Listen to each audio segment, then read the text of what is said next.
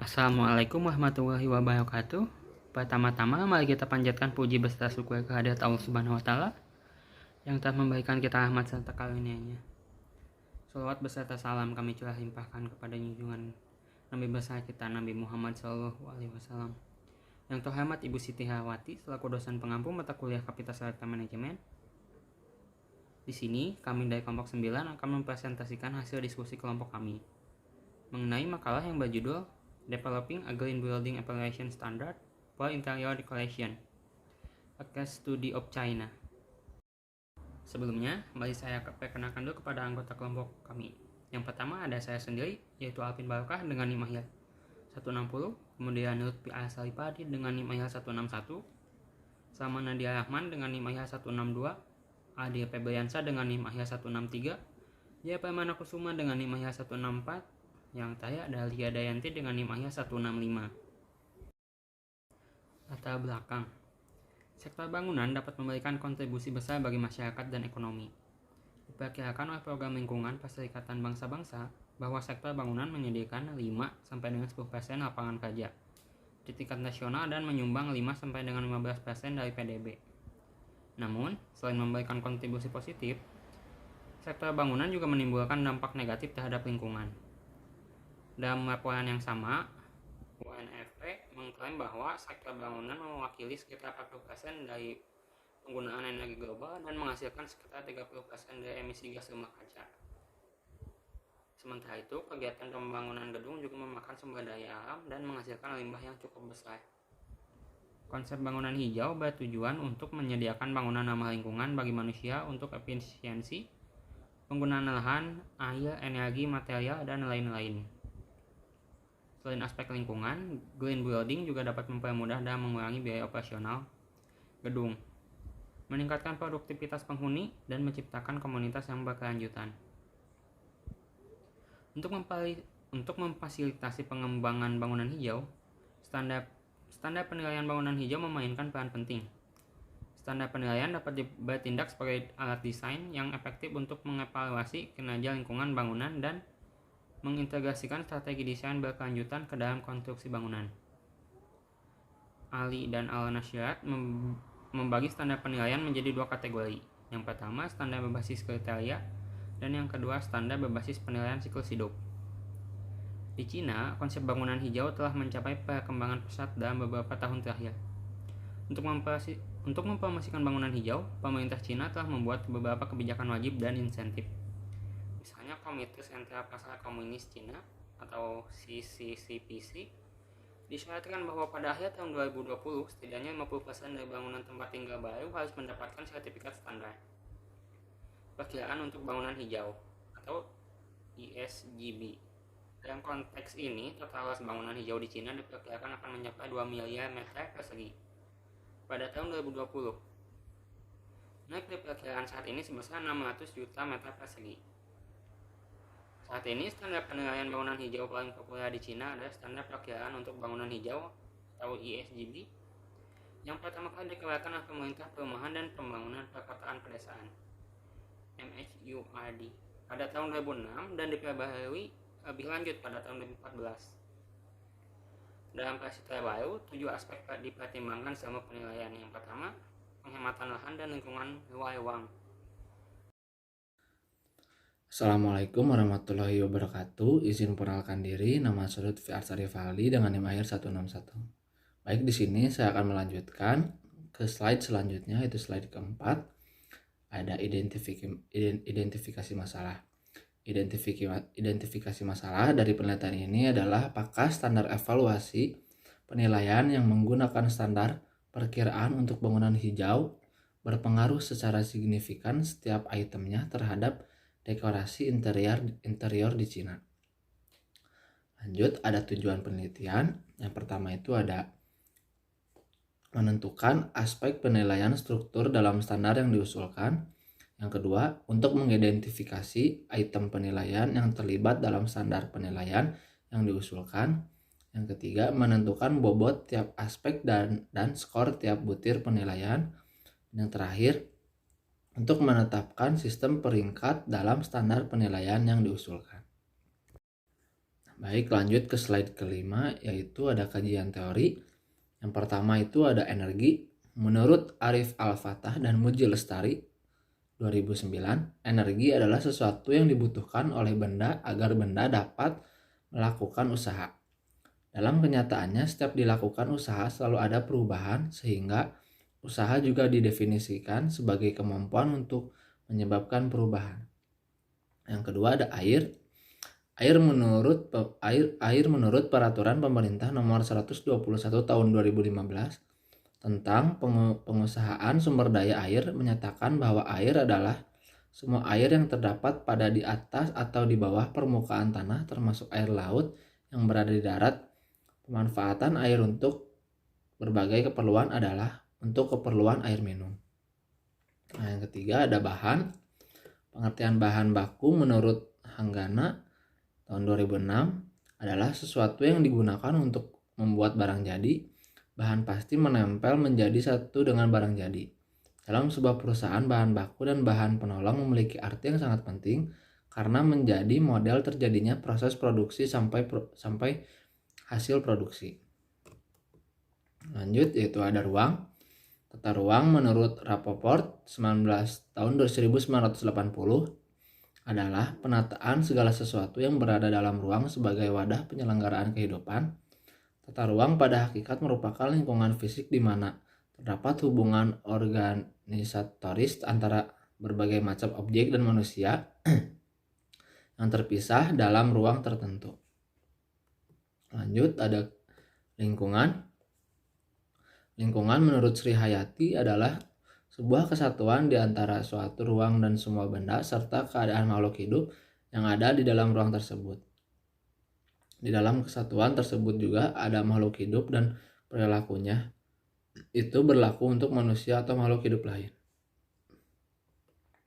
Lanjut, ada konstruksi hijau atau green building. Menurut Insinyur Rana Yusuf Nasir pada Persatuan Insinyur Indonesia tahun 2016, green building adalah bangunan yang sejak perencanaan, pembangunan dalam masa konstruksi, dan dalam pengoperasian serta pemeliharaan selama masa pemanfaatannya menggunakan sumber daya alam seminimal mungkin. Pemanfaatan lahan dengan bijak mengurangi dampak lingkungan serta menciptakan kualitas udara di dalam ruangan yang sehat dan nyaman. Yang terakhir ada inovasi. Menurut Everett M, inovasi adalah sebuah ide, gagasan, objek, dan praktik yang dilandasi dan diterima sebagai suatu hal yang baru oleh seseorang ataupun kelompok tertentu untuk diaplikasikan ataupun diadopsi. Baik, sekian, terima kasih. Dilanjutkan oleh teman saya. Assalamualaikum warahmatullahi wabarakatuh. Sebelumnya izin memperkenalkan diri, nama saya Salma Nadia Rahman dengan NIM akhir 162. Di sini saya akan melanjutkan untuk pemaparan berikutnya. Di slide berikutnya ini ada kerangka pemikiran. Yang pertama ada penghematan dan pemanfaatan energi, yang kedua ada penghematan dan pemanfaatan air, yang ketiga ada penghematan dan pemanfaatan bahan, yang keempat ada penghematan dan pemanfaatan ruang situs, yang kelima ada kualitas lingkungan dalam ruangan, yang keenam ada manajemen konstruksi hijau dalam ruangan, yang ketujuh ada peningkatan dan inovasi dalam ruangan. Nah, ketujuh tersebut adalah sebagai variabel independen yang mempengaruhi variabel dependen yaitu penghematan dan pemanfaatan energi. Kemudian untuk berikutnya ini ada hipotesis penelitian. Hipotesis penelitian ini dari variabel-variabel yang sudah tadi disebutkan dalam kerangka pemikiran. Yaitu yang pertama ada hipotesis 1, penghematan dan pemanfaatan energi berpengaruh secara signifikan terhadap dekorasi interior. Hipotesis yang kedua, penghematan dan pemanfaatan air berpengaruh secara signifikan terhadap dekorasi interior. Hipotesis yang ketiga, penghematan dan pemanfaatan bahan berpengaruh secara signifikan terhadap dekorasi interior.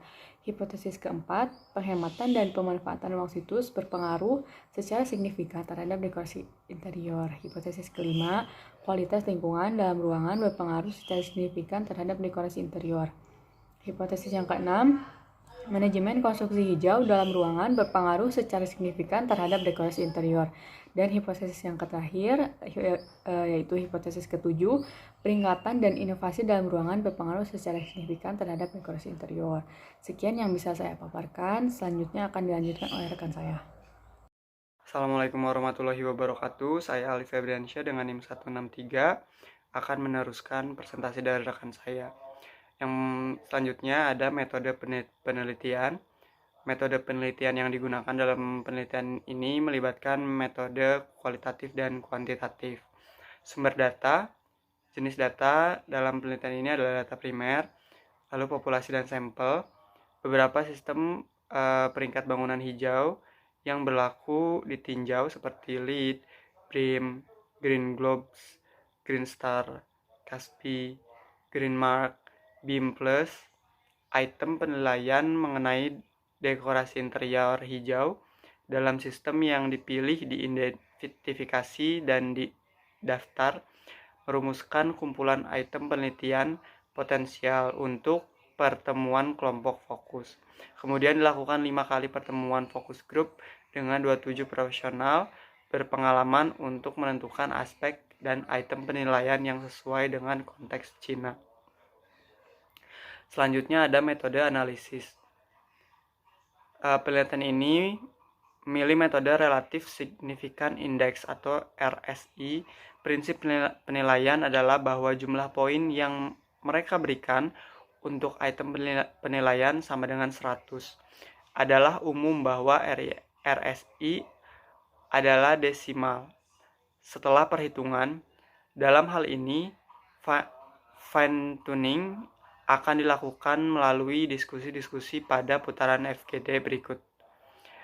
Hipotesis statistik, H0 diterima, H1 tidak adanya pengaruh penghematan dan pemanfaatan energi terhadap dekorasi interior. H0 diterima, H2 tidak adanya pengaruh penghematan dan pemanfaatan air terhadap dekorasi interior. H0 diterima, H3 tidak adanya pengaruh penghematan dan pemanfaatan bahan terhadap dekorasi interior. H0 diterima, H4 tidak adanya pengaruh penghematan dan pemanfaatan ruang situs terhadap dekorasi interior.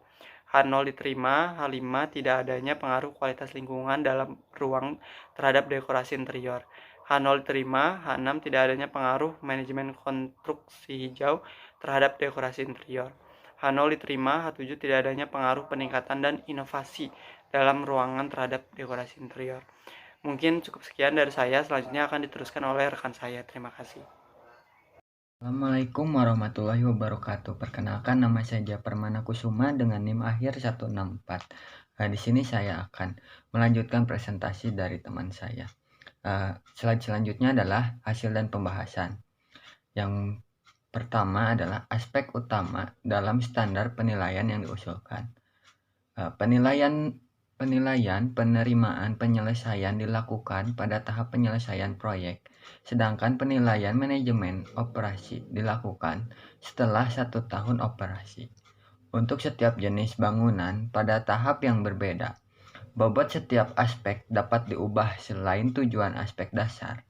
Ada aspek bonus, yaitu perbaikan dan inovasi, untuk mendorong penggunaan teknik inovatif yang matang. Selanjutnya, item penilaian dalam standar penilaian yang diusulkan. Keempat persyaratan terlibat dalam tahap desain, yang mengharuskan desain yang relevan harus memenuhi standar nasional. Dalam item operasional, pemulihan energi udara, buangan, dan langkah-langkah penghematan energi untuk sistem pencahayaan menerima poin tertinggi. Selanjutnya, peringkat dasar penilaian yang diusulkan. Peringkat dibagi menjadi 3 tingkatan.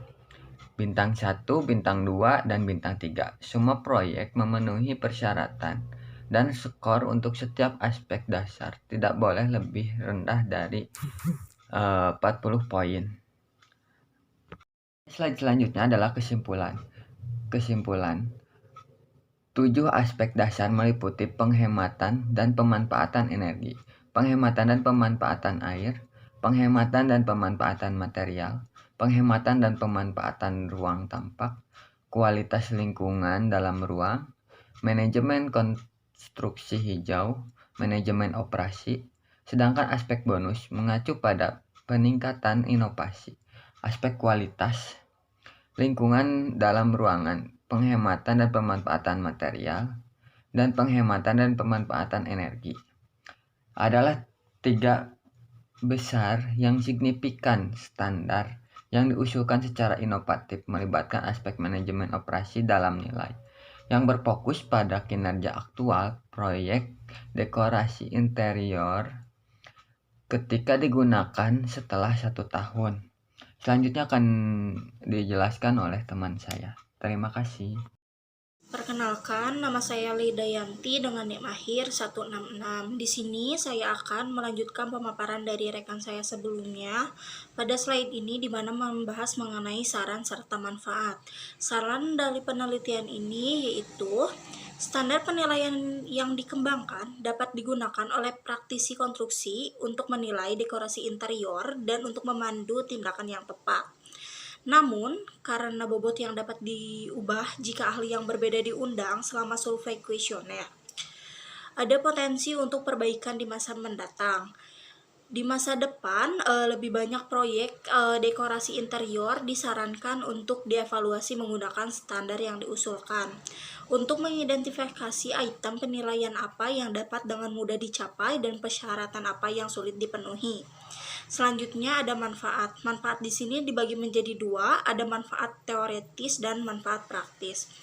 Hasil penelitian ini diharapkan dapat memberikan manfaat secara teoritis maupun praktis. Manfaat teoritis. Hasil penelitian ini diharapkan dapat menjadi acuan dan pengembangan bagi peneliti untuk penelitian selanjutnya yang berhubungan dengan standar evaluasi bangunan hijau untuk dekorasi interior. Manfaat praktis yaitu hasil penelitian ini diharapkan dapat menjadi masukan dan pertimbangan untuk lebih mengembangkan standar evaluasi bangunan hijau untuk dekorasi interior. Mungkin cukup sekian pemaparan dari kelompok kami. Mohon maaf bila ada kesalahan. Wassalamualaikum warahmatullahi wabarakatuh.